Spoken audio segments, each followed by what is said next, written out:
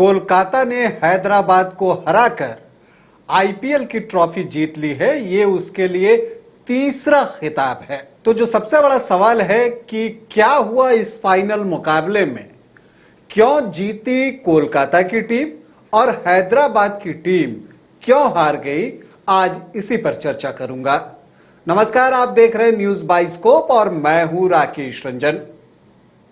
Franchise league, जो कि दुनिया का सबसे बड़ा फ्रेंचाइजी लीग है, उसके फाइनल मुकाबले में कोलकाता और हैदराबाद की टीमें रविवार को चेन्नई में आमने सामने थी और इस मुकाबले को कोलकाता ने बड़ी आसानी से 8 विकेट से जीत लिया और अपना तीसरा टाइटल भी जीत लिया आईपीएल का।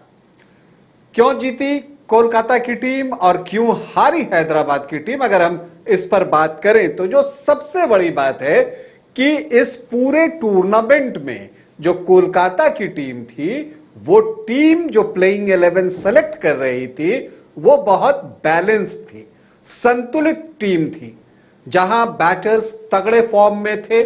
जो टॉप के 4 बैटर्स थे सभी ने 300 से ज्यादा रन बनाए।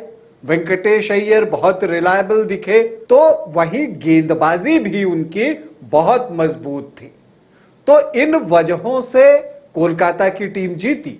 दूसरी तरफ जो हैदराबाद की टीम थी वो अपनी बल्लेबाजी पर ज्यादा डिपेंडेंट थी, मतलब कि निर्भर थी, और खास करके ट्रेविस हेड और अभिषेक शर्मा के ऊपर। और जब फाइनल में ये दोनों नहीं चले तो हैदराबाद की टीम ने सरेंडर कर दी। अब अगर हम दूसरी वजह देखने जाएं तो देखिए, एक बात जो इंपॉर्टेंट है वो ये है कि कोलकाता के जो खिलाड़ी हैं मिचेल स्टार्क, जो कि सबसे महंगे खिलाड़ी थे, उन्होंने समय के साथ अपने लय में वापसी की और बहुत टाइमली अपने फॉर्म को प्राप्त किया। और जब एक बार वो अपनी लय में आ गए तो फिर उनके खिलाफ बल्लेबाजी करना आसान नहीं होता, और फाइनल में भी यही हुआ। और यही वजह है कि Mitchell Starc player of the match चुने गए।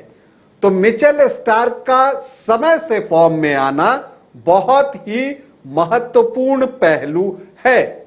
वहीं अगर आप हैदराबाद की टीम को देखें तो हैदराबाद की टीम जो है ट्रेविस हेड के परफॉर्मेंस पर बहुत निर्भर थी, लेकिन जैसे जैसे टूर्नामेंट अपनी मुकाम की ओर बढ़ रहा था, ट्रेविस हेड का फॉर्म खराब होता चला गया, बिल्कुल मिचेल स्टार्क के अपोजिट। मिचेल स्टार्क ने अपनी लय पकड़ी तो हेड ने अपनी लय खो दी, और फाइनल मुकाबले में भी ट्रेविस हेड नहीं चले।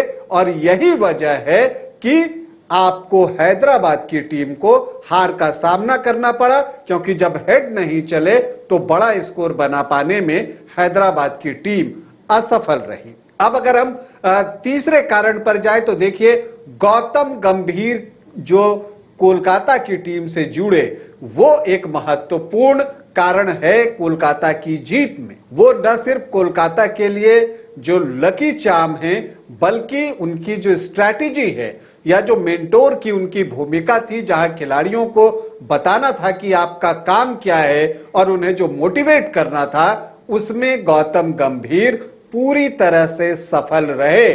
और यही वजह है कि कई नए खिलाड़ियों ने उनके रहते जो है वो बेहतर प्रदर्शन किया, और उसका लाभ कोलकाता की टीम को इस टूर्नामेंट में तो मिला ही, फाइनल मुकाबले में भी मिला। वही फाइनल में पैट कमिंस, जो कि दूसरे सबसे महंगे खिलाड़ी इस आईपीएल के थे, वो जो हैं आप कह सकते हैं कि अपनी स्ट्रैटेजी में चूक कर गए, चूंकि उनके पास बैकअप प्लान नहीं था। टीम जो थी वो अपनी बैटिंग पर डिपेंडेंट थी, और जब एक बार बैटिंग फ्लॉप हुआ तो फिर उनके पास कोई सेकंड प्लान नहीं था।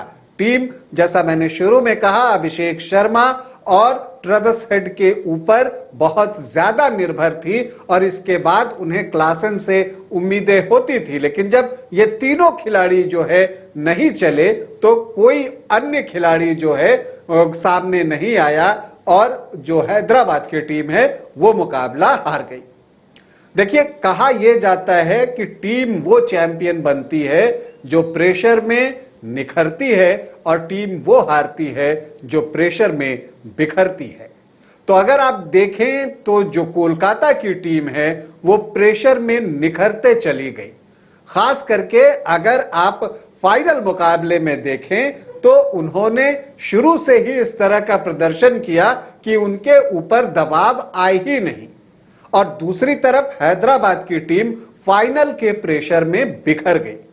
जब अभिषेक शर्मा और ट्रेविस हेड आउट होते हैं तो उसके बाद जो है वो हैदराबाद की टीम अपने शेल में जाते हुए दिखती है और तमाम प्रयासों के बाद भी सिर्फ 113 रन ही जुटा पाती है। देखिए, जब आपको पता है कि अब जो मॉडर्न डे T20 क्रिकेट है वहां 120-25 से तो काम चलना ही नहीं है, तब जब आपके विकेट गिरते हैं तो आपको तेजी से रन बनाने का प्रयास करना चाहिए। अब इस प्रयास में आप हो सकता है कि 100 रन के अंदर आउट हो जाते और अगर कहीं वो क्लिक कर जाता तब आप 150 के ऊपर जाते और तभी आपके लिए संभावना बन सकती थी। लेकिन यहां पर हैदराबाद की टीम शेल में जाते हुए दिखी और ये वजह भी हैदराबाद की हार का रहा कि वो दबाव नहीं झेल सकी और वो जो है शिकस्त खाने को मजबूर हुई। अब अगर हम पांचवें कारण की बात करें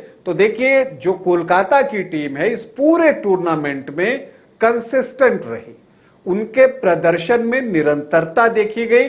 16 मैच में वो सिर्फ 3 मैच उन्होंने जो है वो गंवाया है। तो ये बताता है कि उनकी कंसिस्टेंसी जो है वो उनके लिए प्लस पॉइंट रहा और फाइनल में भी ये चीज उन्होंने दिखाई।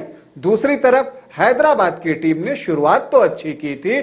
जब उन्होंने बड़े बड़े स्कोर बनाए थे तब लगने लगा था कि हैदराबाद की टीम मजबूत है, लेकिन फिर उस कंसिस्टेंसी को वो बरकरार रख पाने में कामयाब नहीं रही और यहां तक कि फाइनल मुकाबले में भी वो कंसिस्टेंसी नहीं दिखी, ना बैटिंग में ना बॉलिंग में, और इसका खामियाजा हैदराबाद को भुगतना पड़ा। तो यही एक बात है जो फाइनल मुकाबला खेला गया उसकी समीक्षा थी कि क्या वो कारण है 5 जिसकी वजह से कोलकाता की टीम चैंपियन बनी और कौन से वो 5 कारण हैं जिसकी वजह से हैदराबाद की टीम चैंपियन बनने से चूक गई। अभी के लिए इतना ही, इजाजत दें, नमस्कार।